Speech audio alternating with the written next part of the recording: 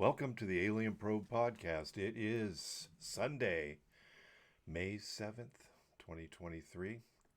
I'm Doug, and joined again today is Deb. Deb, looking good? Oh yeah. How's it going? Yeah, Already all geeked up, ready to go? It's early in the morning. Ready to go to do some Planet Serpo? I'm going to Planet Episode Serpo. 3. Need a nap?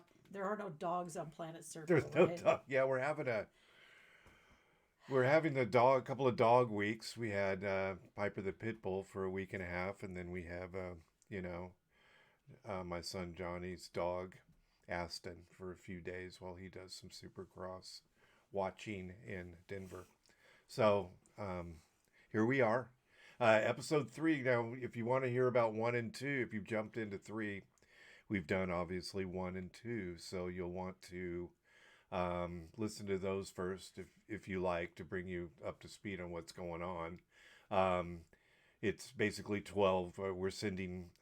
We had sent 12 people, Air Force officers, and to another planet to study there, and then in exchange they left EBE with us.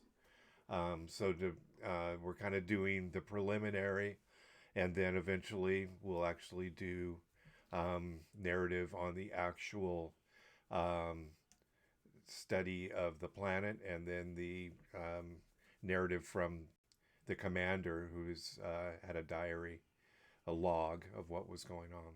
So we're going to jump into episode 3, and I know a lot of people, I can see a lot of people started with, I can see on the analytics that people are listening to 2, and then they're jumping back to 1.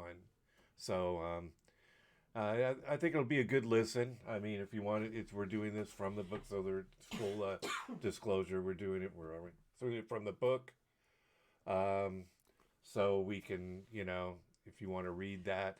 There's also Serpo, the website, where people can, and past people involved with the project.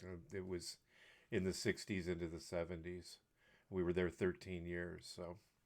We're going to jump right into it now, and here you go, Deb. And somebody's walking by, so there could be barking. There's a dog. The likelihood that this rendezvous was prearranged explains why the military retrieval crew got there so quickly.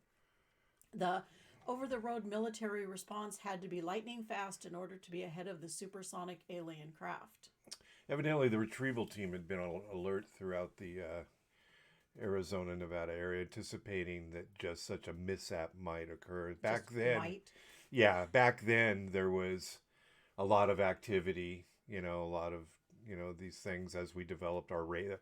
The theory is, as we developed our radar, it interfered somehow with the flight characteristics of the UAPs, UFOs that were in the area. Well, what's most amazing about the rapid response is the fact that it could only have been the result of some sort of communication. This was not a case of some civilian report to the police who then contacted the military. That would have taken hours, perhaps days, because, slow. Yeah. It had to be a direct message giving the geographic coordinates of the crash, since it occurred in a remote mountainous area, not like, a passerby. Ooh, look. Yeah. We're all ready. Yeah, there's a response team. As we went from there's speculation that we had saucer retrievals in the 30s, maybe before, and I've finally honed our response, deal in there. It implies that the military had been in direct communication with the aliens, since we already know that the Los Alamos scientists had a direct link to the alien planet. The sequence of events might have involved a report back to Serpo by the stranded crew, followed by a message to Los Alamos from Serpo, followed by an immediate message from Los Alamos to the response team. That's an interesting speculation. Yeah. Yeah. Well, according to the memo, it was later determined that the aliens in the monitoring craft had been very pleased with the humane treatment that we provided to the ground and disc crew. Well, that's good. We got a good Yelp review. Yeah. That means that obviously we had cordial relations with these ETs after the landing. That's the only way we would have received that feedback. Yeah, treated better than some of the animals we saw in Guardians of the Galaxy. That's horrible. It We was, just saw Guardians of the Galaxy, the latest. Was it the third one? it's the third and last one, I think. Yeah, it's I don't want to give anything away because it's brand new, but it was less than we anticipated. Quality wise, well, story wise, the quality was good. The memo says that the aliens had their own agenda. They were busy doing their own analytics or analysis of the items provided in the quarantine area setup. This included food, facilities, and us. It began to appear that we were the captees and they were the captors. The two uninjured aliens requested that they be allowed to re-enter the craft. Can we go home, please? Yes. We agreed, but left the hatch open so they could be observed like teenagers. You can go in your room, but you got to leave the door Leave open. the door open. It was See like, what you're doing. it was later realized that they were probably communicating with the monitoring craft. After they exited, all four aliens were taken away to the special habitat that they had already been prepared for them at Los Alamos laboratories, where they were given medical treatment and tests. The memo says that they were secured in a medical facility that was manned by doctors, bioastronauts, physicists, chemists, and linguists. At this time, communication was limited to basic sign language, like the gorillas. Yeah, Again, basic. Again, that high degree of preparation clearly demonstrates that the entire operation was prearranged. That habitat at Los Alamos was evidently the same one created to house EBE-1 before his death 1 year earlier.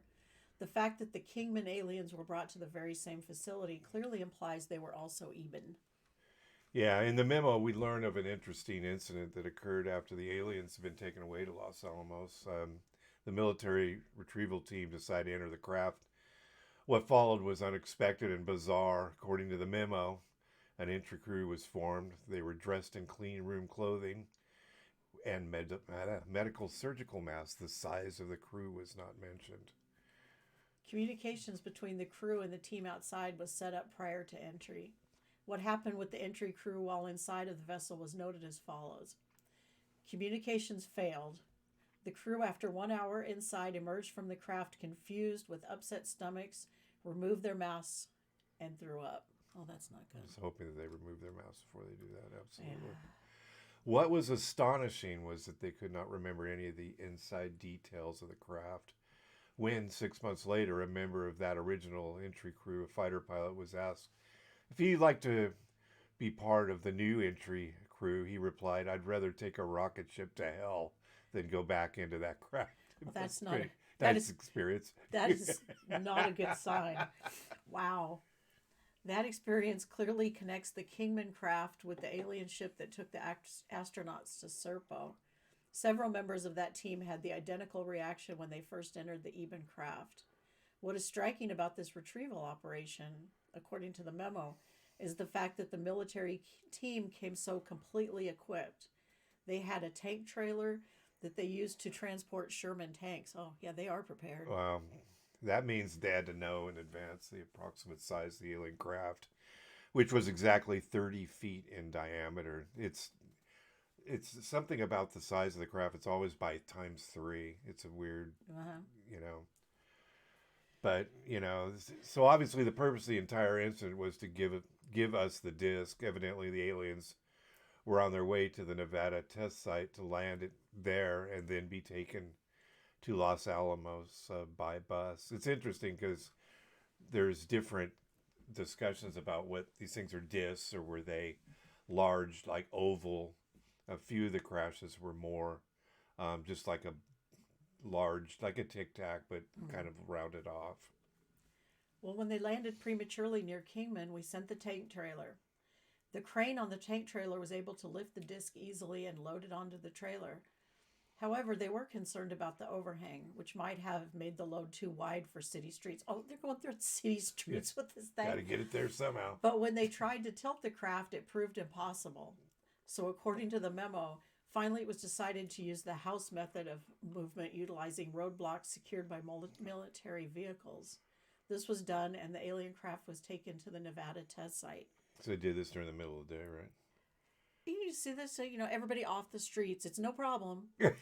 Nothing's wrong. Nothing to see Just here. go in your houses and the streets will be closed. I'm sure they did it in the middle of the night when nobody was out. Except you one, know. one drunk guy roaming the neighborhood. What the heck? What is that? The scientists of the test site were frustrated by the re-entry problem. Also, they found it difficult to concentrate because of a low humming sound that continued to emanate from inside the disk. And since they couldn't enter, they couldn't find the issue. Oh no, no hums. No, Yeah. I couldn't go in. For 6 months, they made no progress in analyzing the craft. So, since the 4 Ebens at Los Alamos wanted to return to the craft, it was decided to bring them to the Nevada test site. And then by this time, the tallest alien and the Sure, the tallest. bioacetali, which is Yeah, that's probably the tall one. 5.5 feet tall. The bioastronaut's engineer had established a rudimentary form of communication. The 4 aliens entered the craft, and after a few minutes, the hum was silenced. Upon emerging, the tall alien asked the bioastronaut's engineer to accompany him back inside, and this was permitted. The memo says, after some time passed, both made their exit. The engineer looked well and smiling. After that event, the Ebens' preferences were honored. They were allowed to be housed at the test site near their craft, and the request for additional material, equipment, and literature were granted. So, yeah, they just wanted their little home. Yeah, they wanted their stuff back. Thus began a new phase of human-alien cooperation that allowed the reverse engineering program to begin in earnest.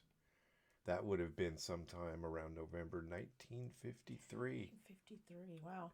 In attempting to reconstruct the sequence of events that occurred after the alien craft landed near Kingman, it becomes clear by putting the two versions together that the scene was staged for the benefit of the investigators.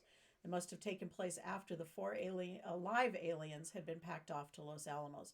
So when they brought the reporters in to see what was left after they took them back to the real aircraft and okay. The dead Ebens seen by Stancil could easily have been one of the 10 that was preserved cryogenically at Los Alamos and was brought to the site on dry ice just to participate in the tableau to be observed by the 15 investigators. A nifty piece of stagecraft presented by an ad hoc U.S. Air Force theater group. Oh, let's put on a play. Let's bring out a dead see alien. What you want to see. There's one. Well, they don't want to see a bunch of them in there because that'll freak everybody out. Well, it's just this one guy. Just this one guy that just got lost and landed on our planet. There'll never be any more. President Kennedy was catapulted into the middle of world-shaking events in his very first year in office. Perhaps most important was Vostok 1, the successful orbital flight of Soviet cosmonaut Yuri Gagarin on April 12th of 1961. Even though Gagarin was in space for a short 108 minutes and made only a single orbit, this was a shot across the bow for the United States because we weren't even close to matching that accomplishment, even though we had Werner von Braun on our NASA team. Yeah, we kept launching stuff and it kept blowing up and things. We did our best. We tried. Yeah, we caught up eventually, but darn. Kennedy was galvanized by that event. 8 days later, he shot off a memo.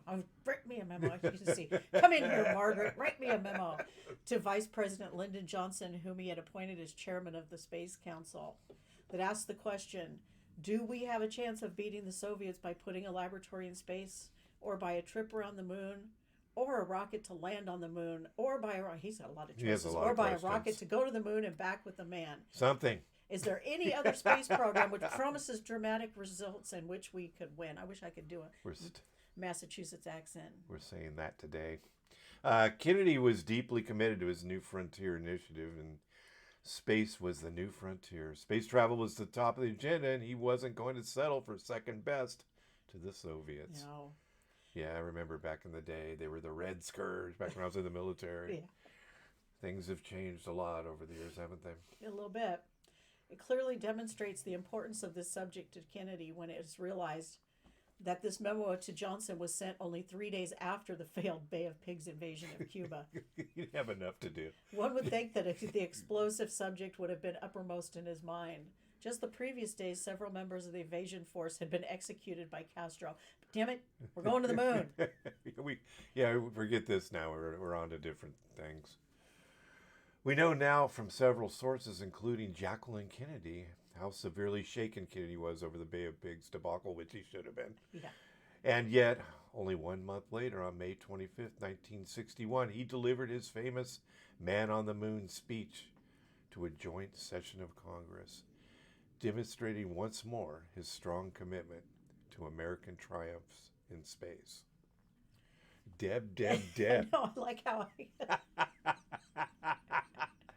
Wow. I definitely wanted you to read this segment. I guess this must be good. Kennedy's confidence that we could put a man on the moon by the end of the decade was based on von Braun's analysis, which had been solicited by Vice President Johnson.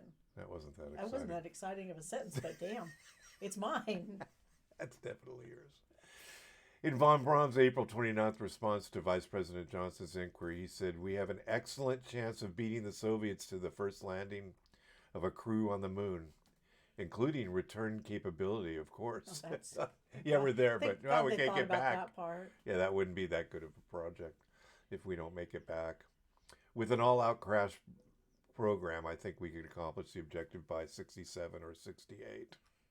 In his memo, von Braun also discussed funding the development of a nuclear rocket as a long-term goal for going beyond the moon to the exploration of space.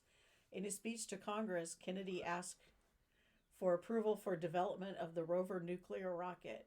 He said, "This gives promise of someday providing a means for even more exciting and ambitious exploration of space, perhaps beyond the moon, perhaps to the very ends of the solar system itself." You might as well continue on. Continue. Well, you stopped me in the middle of a sentence. I don't know. Well, I know you ran over me. Well, because Kennedy asked for, there's no... Good job. The Look at it. Way to fly. That's good. The turf wars between intelligence agencies in the early 60s was intense, even before the Defense Intelligence Agency was created. The other agencies were highly protective of their... I want them to be proactive. Yeah. Of their sources and information, and reluctant to share power and influence with other organizations. Wow, that's all changed. They'll probably discuss. They all get along now. Well, no, they don't. That's the problem. They don't talk to each other, and everything's compartmentalized, and that's the reason why we don't have any answers to anything as far as UAP and UFOs and extraterrestrials. And, you know, in 1947, Truman had created Majestic 12, MJ-12, the Central Intelligence Agency, and the National Security Council, NSC. Now, how many of these do you need? These alphabet places do you need? Then, in 1952, just before leaving office, Truman formed the National Security Agency as a division of the Department of Defense. By the time President Kennedy took office in January of 1961, the various agencies had all staked out their own territories and resented intrusion into their affairs. In addition, each branch of the military had its own intelligence capability. Yeah, and they didn't share. And the money we spend on this, everybody's doing the same thing. And it's this new Arrow thing is the latest of the UAP studies, and try to find out what's going on out there. And they're still so their answer to, trying to figure out what's in space is to make yet another agency that doesn't talk to any other agencies. Yeah. And this he got interviewed, and he had no answers. The venerable office of the National Intelligence Agency. Oh, now you did it. I did something here. I don't know what it is. National Intelligence Agency. How come that thing did that? That's weird. I don't know. So, You're right there. Up. Were we right there? Right there, that Doug. Founded in 1882 was, technical difficulties, folks, sorry, was supremely influential and powerful, and probably trumped the youthful CIA in that decade, as did the Federal Bureau of Investigation, FBI. Further complicating the alphabet stew was the practice of, like we discussed. Yeah, that's at every level. Compartmentalization. Yeah, they're never going to get any answers doing that. That's at my low level of being a state worker. It's the same thing. Secret information was kept contained at the various agencies as well as at different levels within each organization. Consequently, the likelihood that any single high ranking individual knew what other high ranking individuals knew was remote. All the intelligence paths met only at the level of MJ12, and it was the above top secret and untouchable committee that pulled all the strings. In mid 61, the CIA blamed the failure of the Bay of Pigs operation on Kennedy because he refused to send in air support. U.S. Air Force General Charles Cabell, the deputy director of the CIA at the time, was the most outspoken in placing this blame. Although this resentment was also shared by the CIA foot soldier participants in the raid, Kennedy, on the other hand, blamed the CIA for the botched operation and then fired Alan Dulles, the longtime director of the CIA, as well as Cabell, and promised to break up the CIA into 1,000 pieces. 1,000 pieces. Yeah, and this is conjecture that the CIA did Kennedy in, and this is part of the problem that we can't divulge. All of this is tied together. We can't divulge what we've done, the horrific things that have been done in the name of national security or in the name of, just being PO'd about what somebody's done, and they're going to break apart. You don't want to break apart the CIA. I mean, can't do that. Not if they don't do what he told them to. Well, he made the DIA. He made his own. Well, I don't want CIA. I'll just make my own agency, and they have to tell me what's going on. Well, the CIA was still there doing their thing. They knew about, allegedly, they've known about these, the Ebens before, this even came up. This resulted in the unvarnished hatred of Kennedy by the CIA and was most likely the principal motivating factor in prompting Kennedy to create, like I just said, the DIA in October of 61.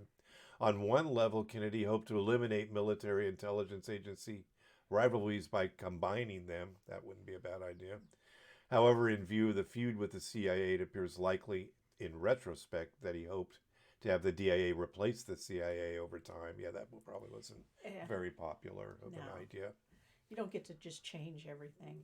Ironically, he achieved just the opposite result, as yet another intelligence agency rivalry was spawned. The CIA, it seems, was not so easily deposed. Yeah.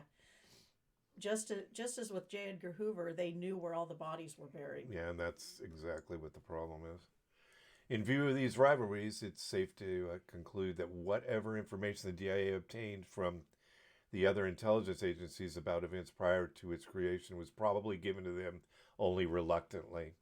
Consequently, whatever intelligence it gathered about alien interactions in the period between 47 and 61 was almost certainly incomplete and unreliable, and possibly even included disinformation. That's helpful. Fake news. DIA operatives had to depend mainly on MJ12 for that information. So if MJ12 decided to withhold what they knew in the interest of compartmentalization, or if they shared any sort of anti-Kennedy bias, the DIA would be left completely uninformed and would be forced to start its operations in 1962 with a clean slate. So it's like, we know nothing. And that seems to be what happened. We get nothing. Yeah, anonymous, and again, this, if you're jumping in on episode 3 here and not hadn't listened to 1 and 2, anonymous is an operative from, we don't know exactly who he is. He's somehow involved with the Serpo project, but we don't exactly know who he is. But has obviously a lot of information. Well, again, we don't know if this is actually factual. We're reading this as though it really happened. We don't know if it's a science fiction book or if, we don't want it to be that. We want to keep an open mind. But anyway, Anonymous tells us that President Kennedy issued the directive for the Even Exchange program about 6 months into the planning for the return visit. That would have been around September 62. That means he was probably briefed on the Eben Los Alamos communications history by MJ12 around that time. So he didn't know about it until 62. Huh? Oh, wow. As we noted earlier, the suggestion of an exchange program was first advanced in the 5th message to Serpo sent by EB-E1 in 1952 at the urging of the aliens' military handlers, presumably ultimately at the prompting of President Eisenhower. So this idea didn't originate from Kennedy. In fact, he may have been persuaded to push the agenda by MJ12, and explains how the DIA came to be involved in the operation. Certainly, Kennedy would have wanted his new intelligence agency firmly under the control of himself and Robert McNamara to take over such a momentous and dangerous operation.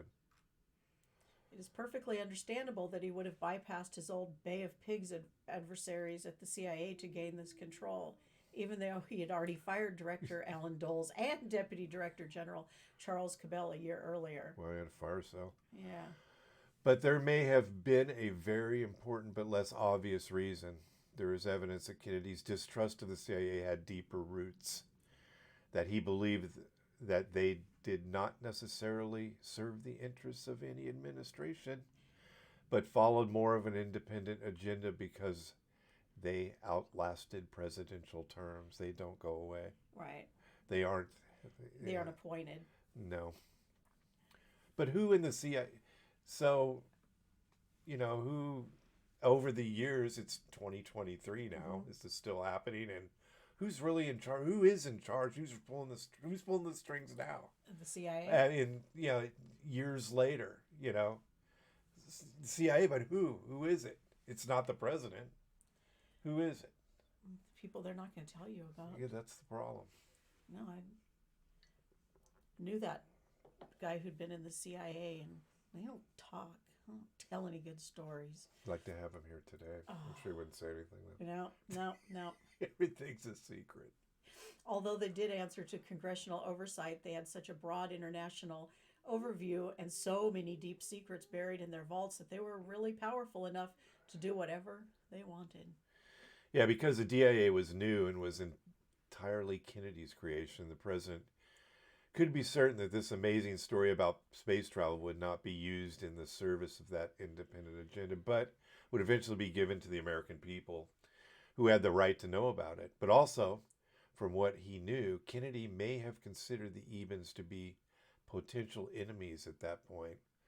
So that makes DIA involvement very logical. So this poor DIA people, they have you need contacts, to get anywhere in government. You have to know people. You have to know the people that will help you. And you have to have relationships. When you're, they're adversaries at this point, it feels. It's like when they bring in their nephew to, here, this guy needs a job, and everybody just, it's like, go. You stay over there. Yeah, be in the file room. After all, the DIA was charged with obtaining enemy intelligence, whether on or off the planet. And it may very well have been their recommendation that convinced Kennedy to agree to the exchange program in order to get as much information as possible about the Ebens' weaponry and motives. Oh, interesting. If Kennedy did harbor this mistrust, it is further evidence that he was not informed about the Kingman crash in 1953 and the subsequent interactions with the Ebens that took place under Eisenhower. That would also explain why none of the information was known by the DIA and released by Anonymous with the Serpo material in 2005. The DIA part of the narrative picks up with the training of the Serpo team in 1963. Oh, they missed all the backstory. Yeah, they did. They missed everything. But they took it from there. At that point, the agency was 2 years old and had evidently just been brought into the operation by McNamara and Kennedy, so they would have had only those records in their archives, so they had nothing from prior. Yeah, so that's, you have no backstory. This has been going on for, 10 years, and you're just assuming this is where it started. They take it and ran with it. If this assumption is correct, Kennedy would have been led to believe that the return visit and the exchange program plan, now under the control of the DIA, constituted our entire agenda with the Ebens, while in truth we already had their representatives working with us on the reverse engineering of their craft at Los Alamos Area 51 in the Nevada test site under the control of the CIA, the Air Force, Office of Special Investigation, the Office of Naval Intelligence, and probably the National Security Agency. And not one person knowing everything. Yeah. It seems likely that MJ-12 probably bowed to the wishes of the military and that CIA not allow the DIA to get their hands on that program. They knew that if Kennedy had been given that information, he would most certainly would have complicated matters by trying to involve his intelligence organization, the DIA, and to take over a mature operation already well advanced over the last 9 years. Yeah, we've done it. This is our project. You don't get to come Keep your play hands- with our ball. Keep your hands off. Thus began the era Whoops. of limited presidential access to top secret affairs. From the point of that first precedent, MJ-12 controlled all interaction with the aliens and gave the president only the information that, in their judgment, he had a need to know. So they get to decide what the president knows. Yeah. President Eisenhower was the last president to be fully informed about our dealings with the extraterrestrials, and there's reason to believe that he was not told everything either. So while the Kingman event was not included in the Serpo story released by Anonymous in 2005, it belongs to this narrative because it fully explains why the Air Force had no reticence about sending 12 Americans to a distant planet for a period of 10 years. Yeah, what could go wrong? God, that's a long time. They were confident of the success of the mission because by the time President Kennedy had given the directive for the exchange program in '62, the military had already been secretly dealing with the Ebens right here on Earth in a reverse engineering program to duplicate their anti-gravity disk for 9 years. Wow, by '62, the CIA and the NSA had volumes of intelligence about the Ebens. We knew all about their history and their character, and had already established a working diplomatic relationship with their civilization. Furthermore, we were assured of their good intentions because they had given us a gift, an anti-gravity disk to use as a prototype, supported by Eben scientists to help implement our reverse engineering program. So we're obviously using that today, right? Yes. In the absence of those 9 years of direct interaction, sending those astronauts on an alien spaceship on a trip of 38 light years, based solely on some very questionable and shaky communications across the vastness of space, would have been very risky. One might even say reckless. Yeah. A reckless proposition indeed. Yeah, that's... Oh, somebody walked by our house. That's not allowed. In view of the experience, the CIA and the NSA were perfectly willing to let Kennedy and the DIA take over the exchange program and to incur whatever risks existed. Physically going to their planet was the next logical step in developing a stable exopolitical relationship with the Ebens. They knew that Kennedy would never be able to take the credit for such a grand space triumph and to parade the success of the 12 mission before the public because he would be out of office by the time the astronauts returned, which is expected to be in 1975. This in fact may explain why the astronauts were sent to Serpo on such an extraordinarily long mission. Okay, well, he was only in... You had to go 10 years, make sure you went a couple presidents before you came back. Yeah, and well, he didn't make it anyway. And I don't know, we don't want to go down the rabbit hole of the Kennedy assassination. No, that's not, no. We've already visited We've done this. that. We've done 2 other episodes on it, and it's been beat to death. I don't want to say beat to death. Beat to death? It's been Okay. beat to death.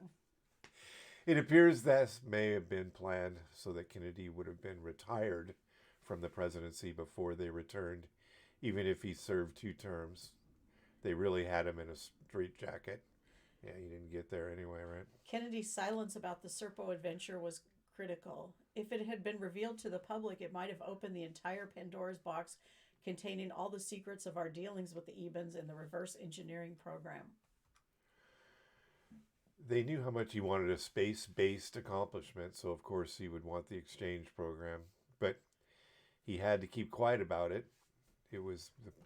While it was in progress because it could have ended in disaster. And that disaster would, of course, have become his legacy. As an ex-president, it would have been known that it was he who had sent the astronauts to Serpo. I mean, he wanted this so badly to Space. have a space program, but he couldn't even tell anybody about it. That's too bad.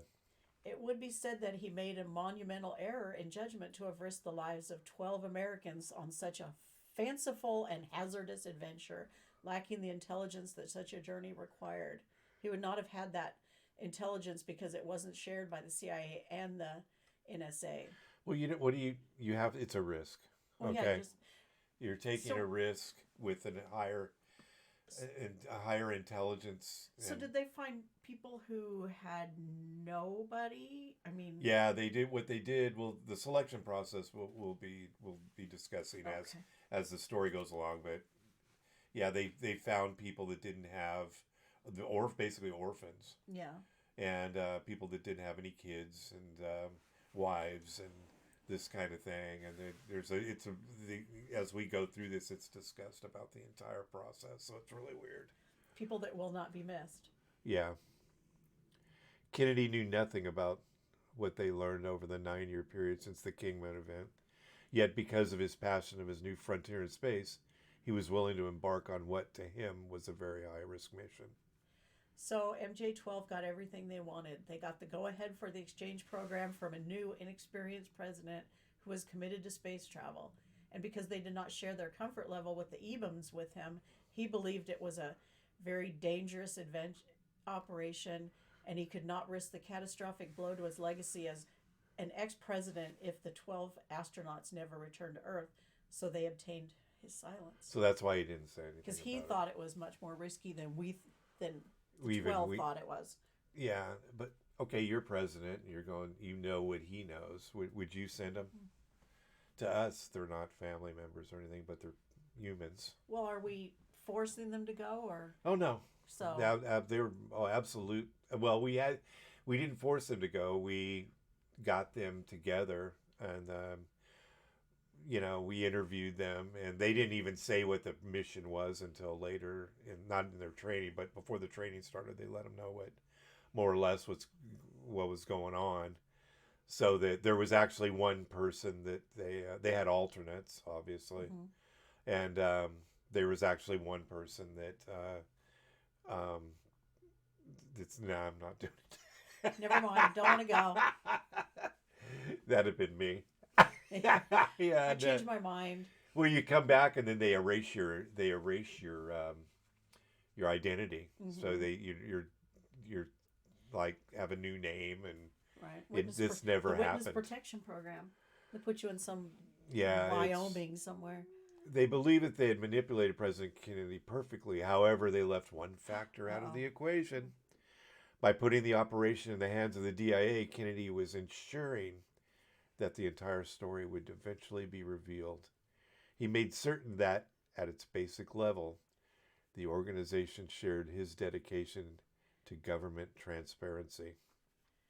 Kennedy had always been strongly opposed to secret societies and to government secrecy. He knew that, perhaps not in his lifetime, but in time, this incredible saga of the human journey to another star system would be revealed to the public, so that we would begin to understand our place in galactic society. And so, 42 years after his death, it was from... Oh, never mind. I'm not reading that. So this part of the book draw heavy on the diary of the teen commanders, so who were also known. They were all numbered. They had 3-digit numbers. They weren't. They were. Later on, when they got to the planet, they decided to ditch that and give everybody talk. They gave them nicknames. They didn't even call them their real name, but they gave themselves nicknames. The team commander, who was known as 102, we're very fortunate to have his personal record of this amazing journey as it was happening. In this diary is recorded far more than simple information and observations. We can also now appreciate all of his anxieties, his misgivings, and his impressions. When he says, "I dreamt of Earth," and described his Colorado home, we experience a wave of sympathy for this man who has volunteered to travel 240 trillion miles from Earth, as we try with great difficulty to comprehend what such a journey could be like. Yeah, it was. They actually one of them died on the way. Aww. We also become spectators to what he is seeing and hearing, and we learn what he thinks about his adventures. We must give many thanks to Anonymous, who had access to the actual diary and who painstakingly transcribed it verbatim and sent it to the Serpo website. In sending in these diary entries, Anonymous prefaced them with a plea to Victor Martinez, the website moderator. He said, attached for your UFO thread list are just 4 pages of the team commander's diary. The diary contains a large number of pages, all handwritten. It took me several days to prepare the attached 4 pages from the diary. This is the actual verbatim diary of the team commander. It was started the morning of their departure. There were code names for control personnel and 3-digit numbers for each team member. There are other codes and abbreviations for certain things, which is not explained. I've typed the exact words, phrases, and abbreviations. Nothing has been changed, and otherwise I will ask you, this is Anonymous talking, to not alter, change, or correct any of the text here, as you often do with mine to make it grammatically correct. Yeah, don't grade it. Yeah. This includes your use of caps to emphasize things I've written. I ask you not do this with these journal entries, Victor. In making this plea, Anonymous is communicating to Martinez how important it is to leave the commander's precise phraseology intact and to reproduce it exactly as he recorded it, with incorrect spelling, grammar, and inconsistencies included. He understands that the diary must be given to posterity. Warts and all, he knew that someday school children all over the world would read these words in their history books, and they would be right there with the commander to witness these events as they happen, to see through his eyes. Wouldn't it be interesting if this actually was true and it actually made it to the history books? I just want to know who had the imagination to write this diary. It's interesting. I'm actually reading the diary. Yeah, I'm reading the diary now. It's some of their experiences on the planet are interesting, especially when they first get there and they see. Well, it's always tough when you first land and have to make friends and Yeah, find your way to your hotel. and they've got and it's really hot there. Hope your Uber shows up. Yeah, it's like 100. Oh, your Uber. It's like 140. It's 140 degrees on the planet. Oh, I'm not going. You know, there's 2 suns. The radiation is high, but we're gonna get to that part and to discuss. Obviously they're able to deal with it, and the Ebens make them as comfortable as possible. That's nice. So, in the diary extracts in this section, we have tried to maintain this high degree of authenticity and have reproduced the text exactly as it was sent to the website. And we ask the reader's indulgence in reading the entire, so as your listeners, indulgence in reading the diary entries that are laced with errors, some careless, some in the interest of saving time, and some without regard for grammatical accuracy. I receive letters like that all the time. In some cases where absolutely necessary, I've added the correct text and brackets. Yeah, so I get letters from the public, and grammar is no longer a theme anymore. Some people don't know how to use spell check either. It's interesting. In any case, I'm confident that the commander's intent will easily be understood. The more we learn about 102, the more admirable he becomes. Having dared to cross the galaxy, he must now shepherd his team through 13 years of an incredible, challenging existence. You might ask, I thought it was 10 years. Well, there was some problem. They lost track of the ability to keep track of time. You can never get your flight to be there on time. I know. They lost his luggage. 3 years. Well, they got there with everything, but and they were actually able to plug things in, but they brought motorcycles and Jeeps and things, and I'm waiting to see what they do about maybe they'd use an alternative power source for that. I don't know. They must endure extreme heat, strange food, constant daylight from 2 suns in the sky, excessive radiation exposure, and little or no recreation. All the while, he must carry out his mission to learn all he can about this civilization. It's kind of like Survivor. Yeah, and the toilets are weird too. There are times when he can easily be mistaken for Captain Kirk from Star Trek, such as when he confronts the Ebens for authorizing the cannibalization of the dead teammate for a cloning experiment. Interestingly, the team arrived on Serpo within a few months of the date that Captain Kirk first appeared on our television screens in 1966. Apparently, the timing was right for both. Sometimes it seems there is an amazing confluence of reality and fiction. I'll let you go ahead and take it from me, just from here to here, probably. Okay. President Kennedy gave the official directive for the Eben Exchange program. The date for the alien landing had been previously set for April 24th of 1964, and the landing site was to be at the western border of Holloman Air Force Base, adjacent to the southern entrance to the White Sands Missile Range in New Mexico. It was originally planned to be only a diplomatic visit, during which the aliens would also retrieve the bodies of the 9 dead victims of the 2 New Mexico crashes, as well as the body of EBE-1. But President Kennedy decided to request that the event become an exchange program. Okay. Yeah, I'm stopping. So we're going to go ahead and wrap it up. That's this It's interesting. it's an interesting story. I mean, we're going to, continue plotting our way through it. It gets more interesting as it rolls along. So thanks for listening to the latest episode of the Alien Probe podcast. Again, this is part 3 of the secret journey to planet Serpo. Pick it up and read it, or listen to our rendition of the book. Visit us on Facebook at Alien Probe Podcast.